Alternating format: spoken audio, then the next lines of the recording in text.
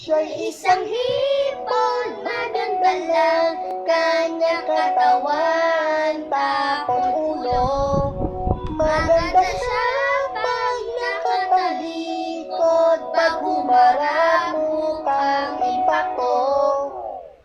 Yan ay isang sexy na babae. Nakita ko sa FB, puro katawan lang ang picture.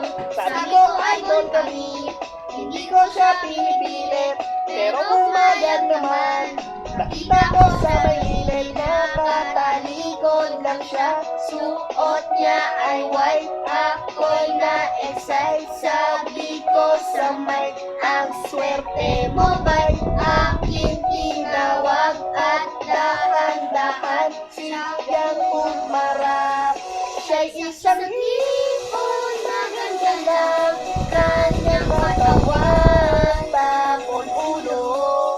Maganda siya pagkakatalikod, pag humarap mukhang impakto. Para di na lang siya nag-exist, ang hininga niya amoy panis, ang kanyang uso ay tabilis, ang mukha parang nag-flying fish. Oh, Sinisigmura na nga ako, tinry ko na magtiis. Pag siya ay nakatalikod, parang pang Miss Universe.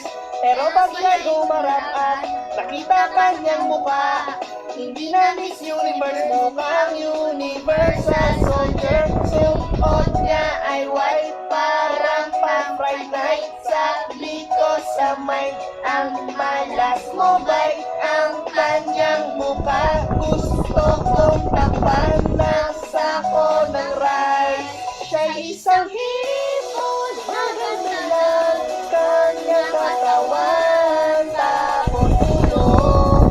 Maganda siya pag nakatalikod, pag humarap mukhang impakto.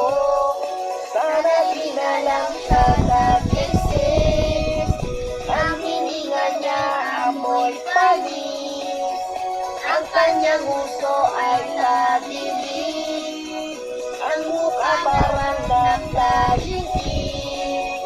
Siya'y isang hipon. Ibig sa karagatan, huwag kang umarap, wala kang karapatan. Maganda ka naman, pero let me finish. Maganda sa paningin ng taong may food fetish. Siya pa naman ay gaganda, basta sa mundo'y may alak pa. At basta habang may lalakihan ka, mga mahilig sa exotic na bawa.